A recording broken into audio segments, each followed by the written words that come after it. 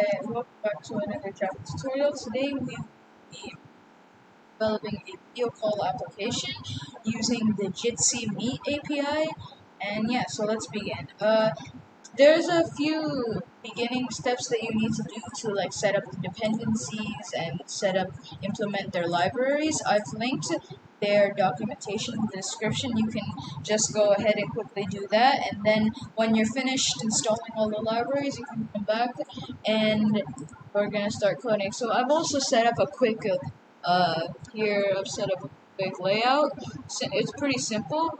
Here I had a text view that says create room with the code and invite your friends, a little edit text that will receive a code from the user, and then you can click join. So basically how Jitsi Meet API works is that it's similar to Zoom rooms, how you will create a meet, you will create a room, and then in that room people join. There are a lot of features provided by the API, and its implementation is really easy too, so we're going to go ahead and do that. And so let's begin coding the actual implementation. So yeah, let's begin. But before we continue, so let's see, there is a error here, looks like, and that is because our current SDK version is 16. Now, if you're running Jitsi API requires at least, I'm pretty sure, 23 or 24. So you want your SDK version, your Android Studio's SDK, to be at least that or higher. So we're gonna click sync now, and now the error should be gone. Yep, it is. Alright, that's good. So now that we have a updated SDK, we can start working. So also, one more thing before we continue. This you could have also done if you went onto the documentation, but you need to do this or else you'll get an error. So I'm going to go ahead and open my preferred browser and then go here to the documentation. You need to add these compile options to Java version 1.8. So then you can actually code there. That way it won't work if you don't do this. So this is like a required thing. So here, let's paste it here, then sync now. Not find method compile options. Looks like we pasted this in the wrong place. So paste it here. Let's try again. Okay, so looks like we need to paste these compile options somewhere else. So let's see. Project. See if it can here. You can continue trying here. Alright, looks like there. So you can just continue pasting these compile options in one of the methods, and it should. Though I think, let's go back to the documentation and see where. First, add this to your build.gradle file. So the SDK does not mention which build.gradle file because there are actually many.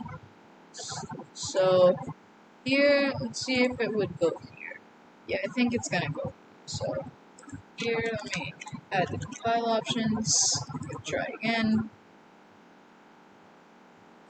Configuring, okay, and the Gradle, the configuration was successful. All right, now we can successfully code our implement our API without any errors about SDK versions and stuff like that. So yeah, let's begin implementing solution. So first of all, what we need to do is bring in the code, the edit text that we provided to the user, and also the join button that we gave to the user. Note, you can use this solution in any app that you have, so if you are building a different app, you can have a different layout for this, but for this example, we're just going to use a simple edit text layout here. So first we'll initialize our variables, id codes, room code. This is the ID I gave to my edit text here. So here, room code over there. So Let's go back here. And same thing I did, I gave an ID to my join button. So find UID or join. Okay. So now, first of all, what we want to do is we want to set up our server. So we're gonna click we're gonna initialize URL. The server URL. Not initialize it yet. Then here, just import the URL class. The reason we're not gonna initialize it yet is because we need it here, and because also new URL. And then here I have a URL copied. I'll also link this URL in the description below. Just paste it into here. I also have this URL. It's not that long, you can just type it in yourself. But if you want to, I can link this in the description too. And yeah, so here it's giving us an error, unhandled exception, so we need to surround it with a try-catch block. And now, what we're gonna do next is here. Now what we need to do is actually set up our conference room. So first of all, we need to set up the default options. We can do this with jitsi conference options. We'll call this default options. Options is new jitsi conference options dot builder. In here, we can do first what we want to do is set server URL to the server URL we initialized there. Next, we want to set welcome page enable to false. This is a function that will basically just, if you want to display a welcome page to the user before you continue. For this example, I'm going to do it false, but note that all of these functions are customizable. Like, there are so many different functions here that you can use to your own liking. So if you want to display a welcome screen to your user for your app, you can do this. So you have set audio muted, etc. But for this example, I'm going to keep it simple and leave it at false. Anyway, so let's bring it down here. Next, what we're going to do is we actually want to set our default conference option. So we're going to do jitsi meet dot set default conference options to the default options that we made. Now we actually want to create a room every time our user clicks join. So now let's set an on-click listener to join. This will listen to every time the user clicks the join button. So what we're going to do here is, so we want to create a new room every time the user clicks join. So we need some Jitsi Meet conference options for that. But this time it's going to be our room options. So we're going to do Jitsi Meet conference options. So we're going to be our room options. Also, I'm going to link the code in the description below as well if you don't want to, because most of this is just pseudocode. It's not really different for most people. This is going to be mostly the same for everybody, which is why I'll also link this in the description if you just want to straight copy paste.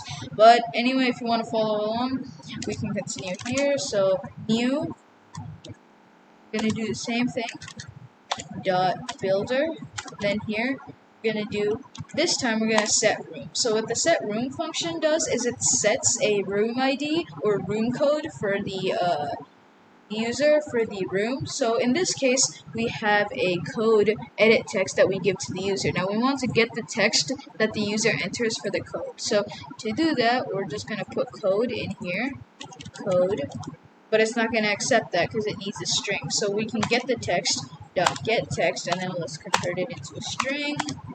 Then lastly, we'll do dot build, and also you can do the dot set welcome page enabled to false again if you want to.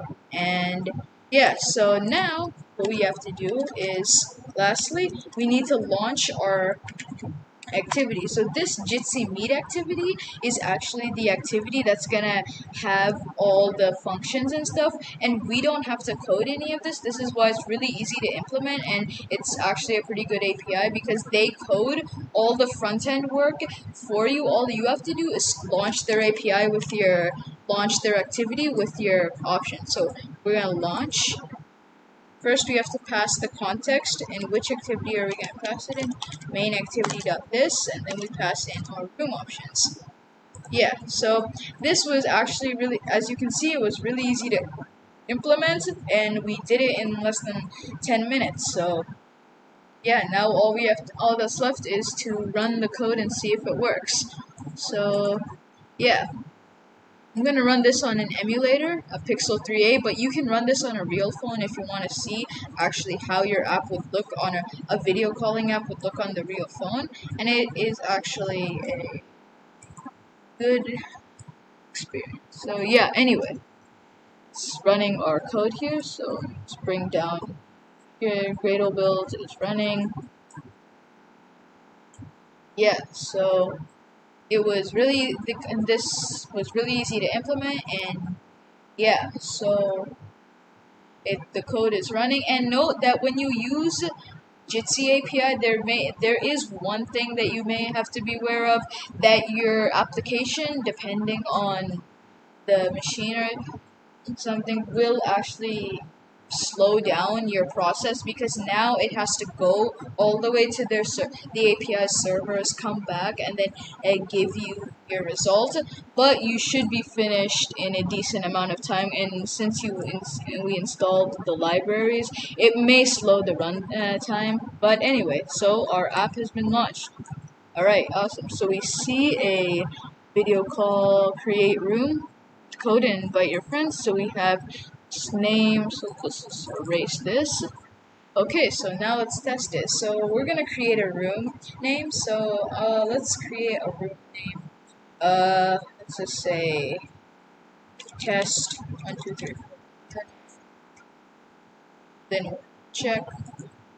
And now let's join and see if it works. Okay. Now it's going to redirect you to the Jitsi Meet activity. You see the connecting to your AU to your meeting, and awesome. So it'll ask you for permissions to do all this stuff, and awesome. So you see this is a full-on like video call application. Notice that it has everything here. This is the emulator's camera, which is why it looks that way. For the emulator, a camera will look like this. The front camera will look like this, and then you see you have all these things. You have your room code up here, you have the time, and note that this time will always remain 00 on emulators. Some features are limited on emulators, but if you test these on real devices, they actually work pretty cool. So there are a lot of things here, and so you can there's even a group chat. So if your name was like Bob, now there's even a group chat, so like you say, hi, how are you? There's built-in group chat. It's very similar to Zoom, see? Built-in group chats. You can invite others to your meeting by sharing it on the link on local social medias. You can turn camera off, on, mute, unmute, and then here there are more options, and you can see there are a lot of them. So you can select sound device, invite someone, you can even raise your hand. You can even actually enable a lobby mode, which is similar to what Zoom does, where there's a waiting room. You can start screen sharing, toggle your camera, you can even do live streaming, YouTube. There's even meeting passwords. So there are a lot of options that you have, and all in like probably, I don't know, less than probably, 20 lines of code for like this full-on video chat application. It's pretty cool. And yeah, so also you can click this button and minimize it, so that's also a helpful thing. So if your users want to interact with their phone without like actually leaving the video call, they have their video call minimized there. And yeah, and then if the user clicks end call, back to the app video, and it will leave. So yeah, this was a video call application that we designed in like 10 minutes. I hope you found it helpful, and share this video if you did. Leave a like and subscribe, and yeah, see you in the next video.